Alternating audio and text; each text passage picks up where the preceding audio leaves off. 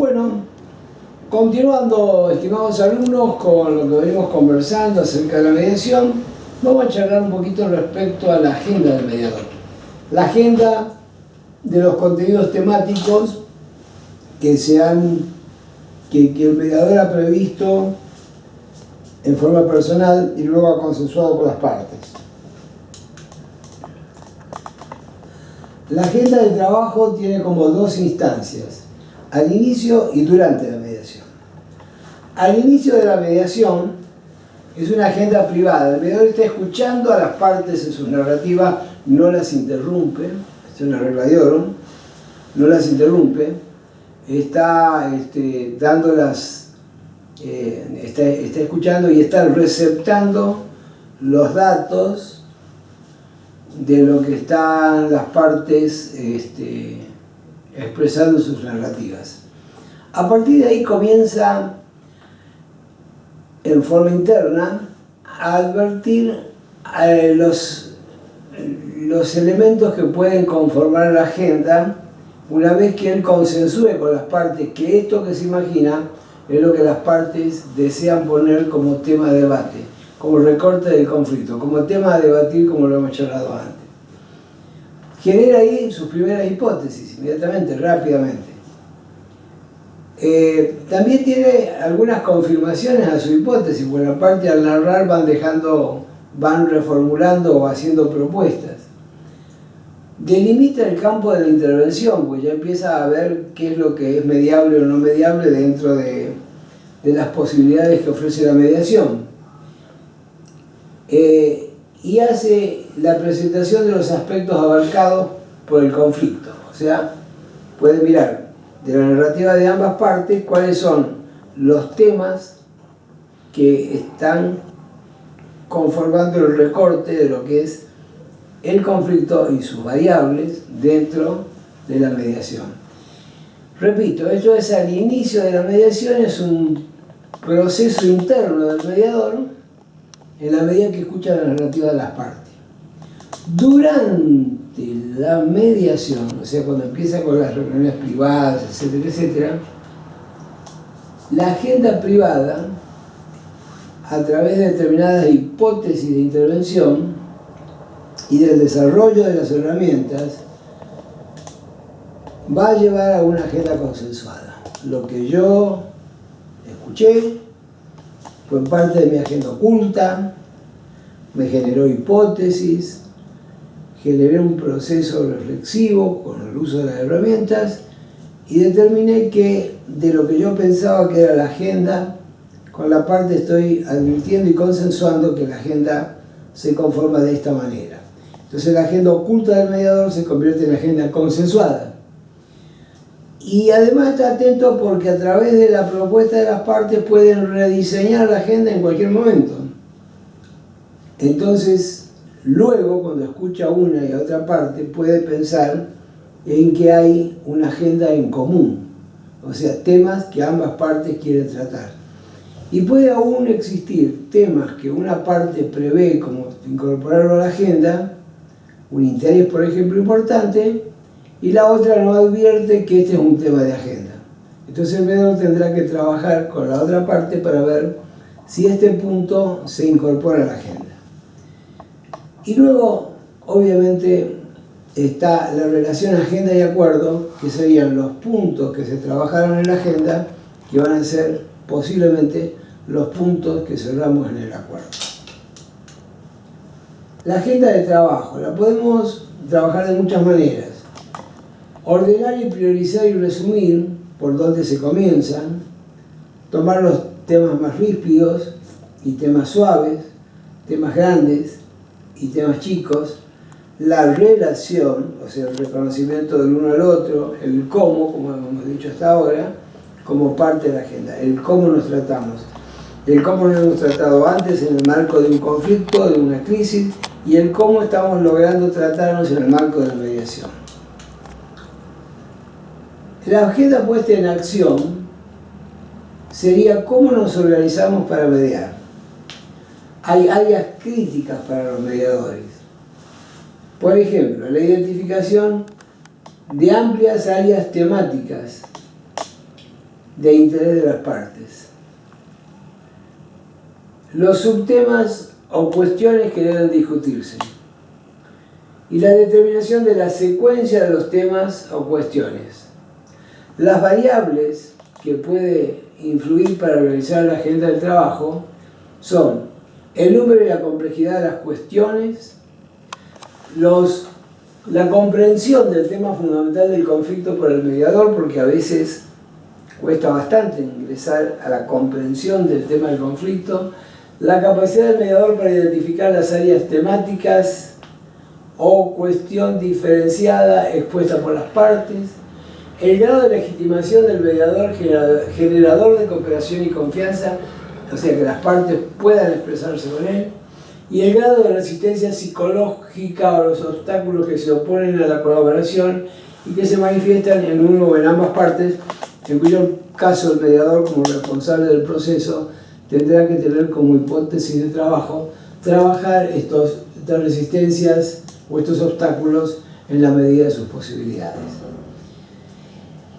Si volvemos a las áreas temáticas, supongamos que estamos trabajando en el marco de una mediación familiar por disolución del subsistema conyugal, y vamos a trabajar sobre las áreas del cuidado de los hijos y las áreas de la distribución de los bienes. Tenemos dos grandes áreas temáticas.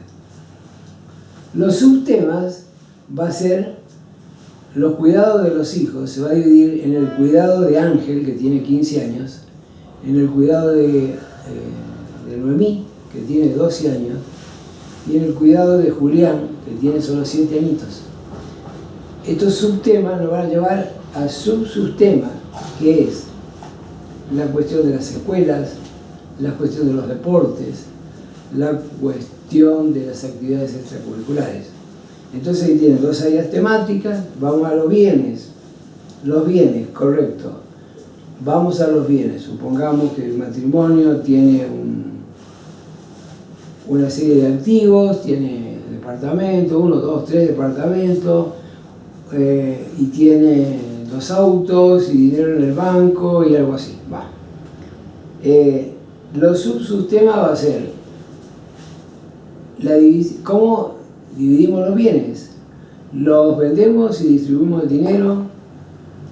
La madre se queda en el hogar conyugal, y acá hay un imperativo legal, y cómo se maneja, cómo hacemos con cada uno de los bienes,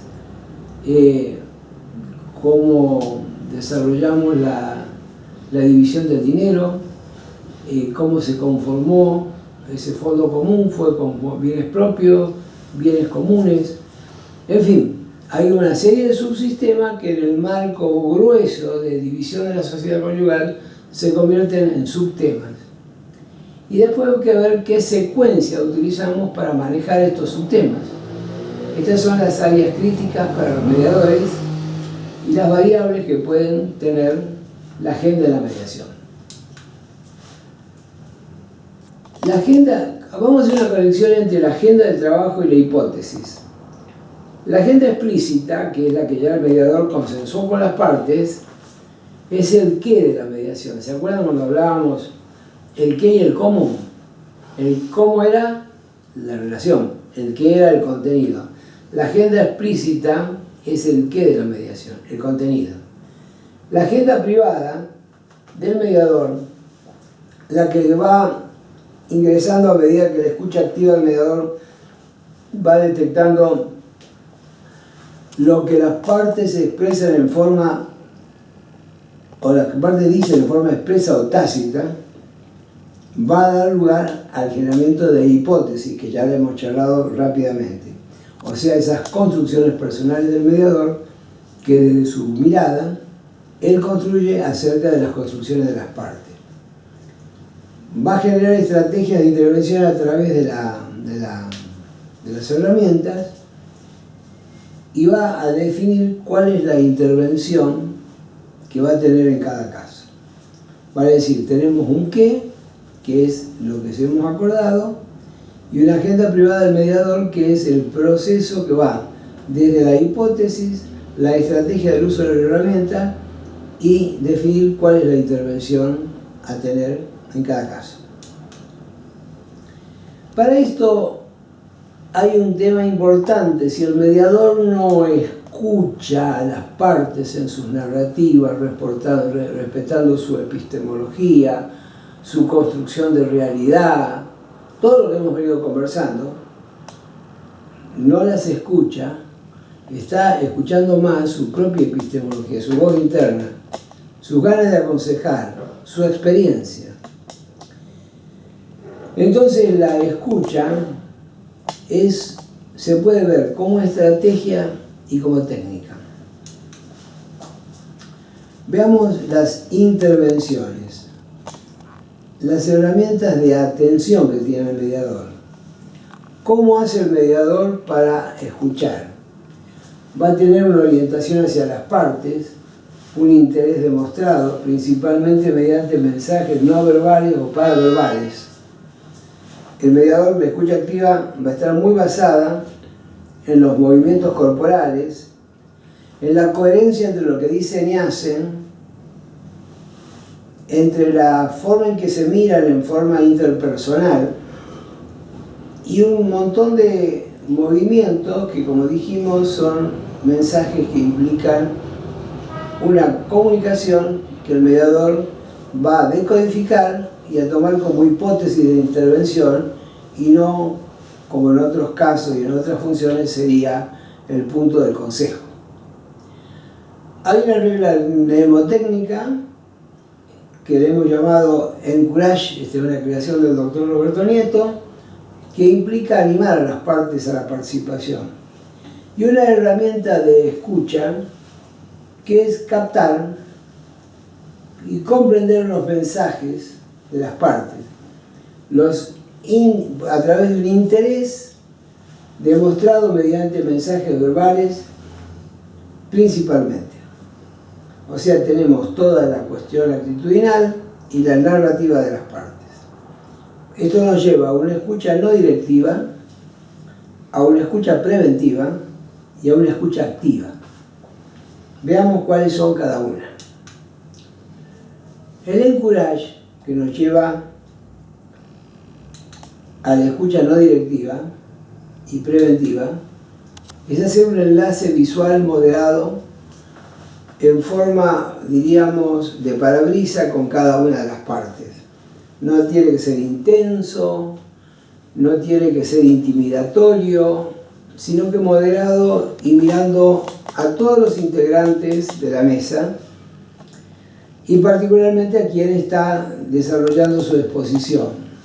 Hacer movimientos de cabeza normales, por ejemplo, no podemos decir movimientos que sean susceptibles de generar en la parte un concepto de imparcialidad del mediador.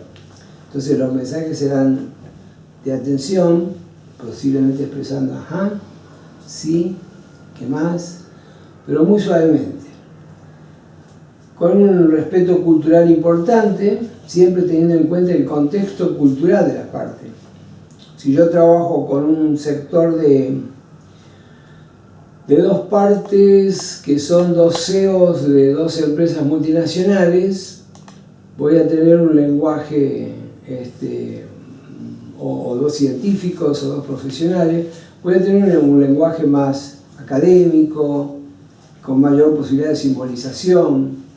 Si yo trabajo con dos personas que trabajan en el campo, voy a tener un lenguaje más sencillo y voy a tener un lenguaje de intercambio y de pensamiento más concreto, más de aquí a ahora. Con uno puedo desarrollar propuestas como metáforas, inversión de roles, juego, y podré utilizar un vocabulario quizás más académico. Con las personas de pensamiento concreto trataré de hablar con un lenguaje sencillo y usaré herramientas lo suficientemente cuidadosas para no generar una situación paradójica o de confusión, porque no entiende cuál es el alcance simbólico o abstracto de la herramienta que estoy usando, sobre todo cuando hay metáforas, inversión de roles o preguntas circulares, que ya vamos a ver de qué se trata. Orientarse a las partes, usar posturas corporales abiertas, o sea, el mediador no va a estar con los brazos cruzados, va a estar en una situación abierta, relajada, con los hombros relajados. Usar gestos y sonidos para reconocer, consentir o reforzar la propuesta.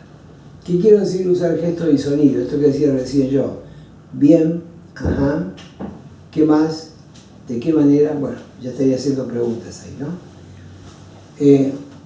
Decía yo la relajación natural en la escucha, sacar conductas distractoras, no manipular objetos, no, obviamente el celular por encuadre queda fuera de la mediación. Generalmente lo que se pide es enganchar el teléfono al teléfono del estudio para algún llamado de emergencia y mantener el celular guardado. Guardar la compostura al escuchar, en cuanto a las posturas, a la actitud de atención, escuchar los mensajes verbales y no verbales y situarse apropiadamente en el espacio interpersonal con las partes, que sería cómo uno distribuye el espacio que habíamos explicado al hablar del clima de cooperación y confianza en el marco de la mediación. Si ustedes toman esta regla mnemotécnica, enlace visual moderado, normales movimientos, culturalmente respetuoso, orientado a las partes, usando gestos y sonidos para confirmar la atención, relajación, alejar conductas distractoras, guardar compostura, escuchar los mensajes y situarse apropiadamente, van a tener una forma de acordarse de estas propuestas que tienen que ver con la escucha atenta. Las intervenciones, me parece que lo tomé mal a esto. La escucha no directiva es no conductista, no impositiva, es tomarse el tiempo para escuchar, sin interrumpir, estar atento, no indagar buscando datos, no importa si hay cosas que no entiendo, no importa si hay datos que no están. Si interrumpimos la narrativa de las partes, estamos interrumpiendo el torrente de información que surge en un momento emocional para decirle a la otra parte cuál es su demanda. Entonces le preguntamos, ¿y esto fue en el año tal o en el año tal? Cortamos la narrativa, cortamos el flujo emocional. Entonces ya habrá tiempo para cerrar conceptos. En este momento lo importante es la narración de las partes. No emitir obviamente juicios de valor, está bien, está mal, ya que no aconsejar, aunque las partes pidan un consejo. Muchas veces me dicen, bueno, entonces me pasa esto y esto, y usted con la experiencia que tiene, ¿qué haría en mi lugar? Y yo le respondo, por ejemplo, si yo estuviera en tu lugar con la experiencia que tengo, tendría tu edad y estaría pensando en los límites de las cosas que te pasan a vos. Como mi lugar es otro y mi experiencia es otra, no podría aconsejarte. Y de esa manera, por ejemplo, yo eludo este obstáculo, que es que la parte me pregunte a mí, porque en realidad quien pregunta en la mediación es el mediador y no las partes. Entonces, no hay que dar consejos y no hay que subestimar la capacidad de las partes para resolver sus propios problemas protagónicamente.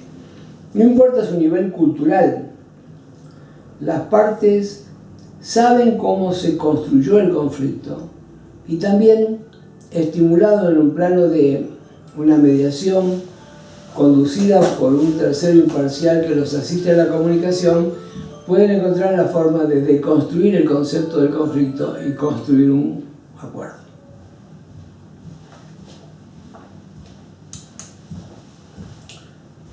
Vamos a hacer un paralelo entre la escucha activa y el parafraseo. El parafraseo era la devolución a las partes de lo que habían dicho en forma positiva, limpiando el terreno de todo veneno, o sea, de toda situación que pudiera ser ofensiva, de manera tal que la parte que es parafraseada escucha su versión de otra manera, y la parte que escuchó a esta bajo formas imperativas, amenazantes, etc., también escucha una versión limpia de lenguajes agresivos. Y el mediador con esta herramienta devuelve el mensaje y reformula las partes agresivas del mensaje, las partes ofensivas del mensaje. Entonces pueden escuchar un mensaje lo más neutral posible. Esta técnica la vamos a practicar muchísimo en el curso. Entonces, el objetivo es confirmar, la técnica es, a ver si te entendí bien, a una parte y luego a la otra, corregime si me equivoco. Y siempre vamos a trabajar diciendo, tú dices, tú expresas, tú manifiestas. En este caso, se justifica el mensaje tú, porque no es algo que yo le asevero al otro como un sermón, sino que es algo que estoy devolviendo de lo que dijo el otro. Entonces no cabría yo pienso, a mí me parece, yo creo, me pareció escuchar. No, tú dices, tú expresas, tú manifiestas, tú aseveras, tú nos informas. Y luego viene la explicación o la devolución del relato. Permite, como decíamos, la autoescucha de la parte, la escucha de un relato diferente, la escucha de la otra parte y también clarificar y focalizar ideas. La estructura está relacionada con la neutralidad. No tiene por qué ser una repetición literal de lo que dicen las partes. Se pueden utilizar similares y menos palabras. No entrega razones o explicaciones de conductas o sentimientos y enfatiza lo esencial del contenido en cuanto a la estructura. Y el momento es, después del primer relato, cada vez que necesito devolver el discurso enfatizándolo y cada vez que necesito resumir el relato desde palabras operativas. Acá está la técnica que ya la he explicado. ¿Y qué evitamos en el parafraseo? Las cosas no relevantes. Por ejemplo, supongamos que estamos en una mediación, vuelvo un poco al ejemplo de las parejas, que es donde yo mayor experiencia tengo, y la madre dice, bueno, lo que pasa es que Dieguito y Juan extrañan al papá, y empieza luego con un detalle. Dieguito extraña, porque Dieguito toca la guitarra, bueno, porque Dieguito tiene amigos, es muy bueno Dieguito, tiene un comportamiento interesante, es un niño muy obediente. A mí me gusta Diego porque tiene características que sorprendentes como niño, por su inteligencia. Entonces, cuando empieza a explicar todo esto de Diego, esto no es relevante. Ellos están trabajando sobre cómo el cuidado de Diego. Que Diego vaya a tocar guitarra si es parte de uno de los subtemas, que será quién lo lleva, quién lo trae, etcétera, etcétera. Pero que si Diego es un niño bueno, es muy importante para ambos padres, pero no es un tema a debatir. Ambos padres saben que es bueno. Entonces cuando voy a devolver el mensaje, este aspecto puedo llegar a considerarlo no relevante. Y adquiere relevancia si cuando le pregunto a la parte, ¿querría agregar algo más? Me dice sí. Es importante que tratemos lo bueno que es Dieguito. Bueno, ahí sí, ahí está incorporado. Yo consideré que no era relevante y está incorporado como un dato relevante.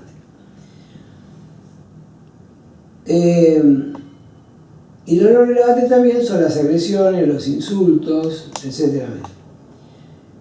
Utilizar lo que creo que dijo. A mí me parece, creo, me surgió como que usted dijo. No.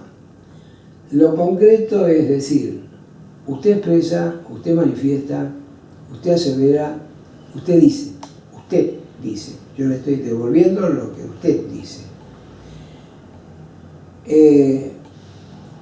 Entonces, no utilizar lo que creo que dijo o me parece en el lugar de lo dicho, porque es una proposición, porque en el parafraseo hay una propuesta y no una imposición. Por lo tanto, no hay que interpretar, no hay que aconsejar ni leer la mente, o agregar supuestos o suposiciones del mediador. Esto rompe la neutralidad del parafraseo. El parafraseo es, a ver si te entendí bien, por favor, corregime si me equivoco, vos dices, si el mediador puede devolver a la parte lo que escuchó y entendió de sus dichos en forma positiva y limpiando de agresiones, puede lograr que las partes se sientan escuchadas, que puede escuchar una versión diferente a su historia limpia de agresividad la parte que se está expresando y que perciba empatía en el interlocutor. Con eso tenemos muy claro que la principal herramienta en la reunión conjunta y durante la mediación es esta capacidad del mediador de devolver lo que las partes dicen cuando operativamente lo necesitan, libre de agresión, permitiendo que tengan una escucha diferente de su propio relato. Muchísimas gracias y seguimos en el próximo video.